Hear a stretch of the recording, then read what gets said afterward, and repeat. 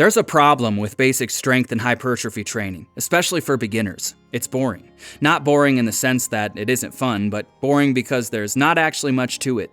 It lacks the flashy marketing appeal that often comes along with more advanced training methods. A basic linear novice program is enough for pretty much everyone just starting out. Pick a training tool: barbells, dumbbells, machines, kettlebells, sandbags, calisthenics, whatever sounds fun. Focus on compound movements, hit the basic movement patterns, add a few isolation moves if you want. Every workout, force yourself to do better than last time, and you'll be good to go. This should be a great thing. If every beginner knew this, they could move up to the intermediate stage in no time at all. But the problem is, we like watching the flashy stuff. We're attracted to what stands out, and every good marketer knows this. A lifter spends 10 years building an impressive physique by getting stronger at the basics, then tries to sell you on advanced, unnecessary concepts that hook you because they're flashy. They never seem to mention those early years spent with the basics. I recently saw this called lifter's amnesia. I think that's a great way to phrase it. Well, as most of you probably know, I make videos primarily about lifting heavy sandbags and calisthenics circuit training. These could easily fall into that shiny object category because they're exciting, they're a fun way to train, and they're not nearly as popular as most other things, which gives them a feeling of mystery. These things may be shiny, but there's a difference. The difference between heavy sandbags and calisthenics circuits and the other fad training ideas usually focused on extreme muscle isolation is that these things actually work at all experience levels, and it's because they work so well that I've always been very open about my lifting history. In fact, on the very first page of my new book, I mentioned the fact that I trained with barbells for years before ever touching a sandbag. I don't want to mislead anyone. I made a lot of gains before sandbags, yes, but I also made a lot of gains after I started working with them. Lying about my training history would only serve to muddy the truth I'm trying to share. By stating my lifting history up front, I believe it will actually make the gains I've experienced from sandbags and calisthenics circuits even more impressive. So, in honor of sandbags and calisthenics, I thought today I'd make a video going over the exercises that worked best for me before sandbags, the exercises that got me my first bit of muscle. The list is actually pretty short. After that, I'll go over why, even at this point in my training, even without amnesia, I still believe sandbags and calisthenics are awesome for building muscle. I'd like to preface this next part with 3 things. 1. I became serious about lifting as a 5'8", 115-pound skinny fat person. This was years after puberty, by the way, just so you know that didn't play a role. I'm still 5'8". With my current development, being at a similar body fat percentage to what I was back then puts me at roughly 160 to maybe 165 pounds. That means I've added just about 45 to 50 pounds of muscle since I started lifting. It's been somewhere between 11 and 12 years now, never taking more than 3 days off in a row. I'm just stating this as simple data, by the way. I don't think actual weight matters. How you look is a better indicator of progress, in my opinion. And I started underdeveloped, so 45 to 50 pounds improvement for me is probably less impressive than it would be for someone who wasn't already underweight. I'm not trying to prove anything or to make this about numbers. They just make it easy to show how different exercises affected me. The second thing, looking back has made me realize just how important training enjoyment and having the unrelenting drive to succeed really are. I probably would have made better gains with the exercises that failed me if I'd simply liked them more. Taking a real honest look at my successful bulks and my failed bulks, there have been a few, it was always when I found an exercise that I could obsess over that I made real gains. Most everything works, but my experience tells me a lot of this just comes down to doing what you enjoy, focusing on a training style that hooks you, that takes you beyond simply working out to a place bordering on obsession. And lastly, I initially intended for this video to be set up as a kind of list. I planned on going through various exercises and talking about what they did for me. Halfway through though, I realized I had a much more important message to share, something that goes far beyond basic exercise selection. As fun as the basic list idea might have been, and I guess this video is still kind of that, I think the end result turned out much more meaningful. I hope you'll find it useful. The first exercise, the exercise that finally got me out of skinny fat land, was the basic barbell deadlift. The deadlift is a compound movement with near infinite loading potential, providing a constant positive feedback loop. For a while at least, every workout means more weight on the bar. It works a very large part of the body, causing muscle growth almost everywhere, and it makes it easy for someone new to heavy lifting to learn what it takes to move heavy weight. All that stuff aside though, it's obvious to me why the deadlift worked so well. I loved it. I had done basic stuff for a good year before I started deadlifting, calisthenics, basic dumbbell work, but I didn't see any real changes to my body. I'm sure there were some minor improvements, but nothing noticeable. I know now that was mainly because I wasn't bringing enough intensity to my workouts and because I wasn't eating enough, but at the time it was frustrating, putting in so much work for what felt like no return. Deadlifts changed everything. Not only did I start lifting with true effort, but I wanted to improve so badly I finally started eating enough food to grow.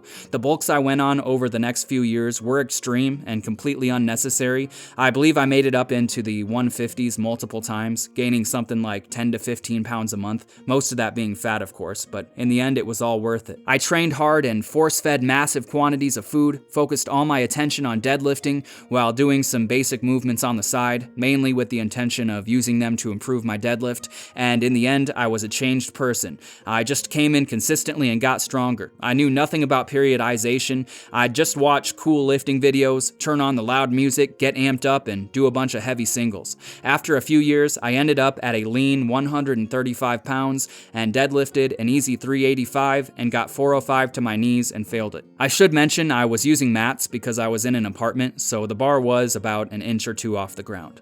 20 pounds of muscle focusing on deadlifts and food. Not bad. Those deadlifts gave me purpose, a goal to work towards that I actually enjoyed, and having that goal made everything fall into place. All these years later, I'm happy to be where I'm at now. Everything was worth it, but honestly, I think I could have just chilled there at 135 and focused my efforts on something else and been happy. I didn't look too bad at that point, and the following years were full of failure after failure, dedicating my life to adding just one more pound of muscle, just a little more of something, spending most of my time fat and bulked up. A lot of it was tough, but still, I wouldn't change it if I could. I really do think most guys could build a body they're happy with after just a few years of intense training and eating, followed by a cut down to somewhere near 10% body fat and maintenance training after that, but most of us never realize that truth until later on down the road. I know I didn't. Once you're hooked, and at that point, nothing's gonna stop you from trying to push for even more muscle. After those first few years, I lost a bit of interest in basic deadlifts, partly because, like everyone else, I'm not completely immune to shiny objects, distractions like those 10 best lower lat exercises of all time kind of videos and articles, you know the type. Also because, and this is the big one, at the time I didn't have the mental strength to move beyond that early intermediate space. I'll talk a lot more about that soon. At this point, my training started to shape itself into what it would be for many years. During this time, I tried a lot of different exercises and training styles and failed at most of them. I also spent years maintaining weight somewhere in the middle there. I tried a lot of things that didn't work, but I was eventually able to make my way up to a lean 142 pounds. The exercises that helped me get there were deadlift variations, behind the back, Reeves, Jeffersons, high pull variations like the landmine high pull or power Meadows rows, and the snatch grip high pull mainly. Heavy carries, my favorites were trap bar farmer's walks, Zercher carries, and barbell yoke walks, and lots of calisthenics, done weighted, unweighted, on bars, and on rings. I made enough progress with these things and managed to do enough volume to make it up to 142, but the work I had to put in over many years for just another 7 pounds of muscle shows me how little I actually understood about training back then. I mention these exercises because this is a video about which ones helped me build muscle before Sandbags, but at this point it's obvious I hadn't learned the real truth about training yet, and it would still be a while before I did. I stayed at 142 for years. I did fluctuate up and down a bit, trying and failing to bulk a few times. I read constantly, learning endless theory. I knew the names of every muscle and understood all the different forms of training and periodization, but I never made any real progress in terms of actually building muscle. The training I'd done up to this point did work. It built me just about 27 pounds of muscle over many years, something I should have been proud of, but the problem was, I eventually reached a point where I was stuck. I didn't know it at the time, but I was in intermediate limbo. This is something many guys can relate to. You make those beginner gains, maybe a few pounds more, and you get stuck at the intermediate stage. You keep trying new things, you get a bit stronger with each of those things, but that strength always tapers off right at the point of early intermediate. It's like no matter what you do, you can't get past it. There's a barrier there, and simply working with new exercises, trying new programs, changing your diet, or whatever else will never cut it. To get past this point, you need to change at a fundamental level. This is a common thing because the difference in training between moving from beginner to intermediate and going from intermediate to advanced is massive. It takes a lot more to push past that point. Your training needs to consume you in a way you're probably not used to. You can read theory all you want, but until you learn what it means to have your mind 100% focused on every workout, until you set some real goals and tell yourself those goals need to come before everything else in your life, you're gonna be stuck. For me, it wasn't until I introduced Sandbags that I was finally able to make it beyond that place.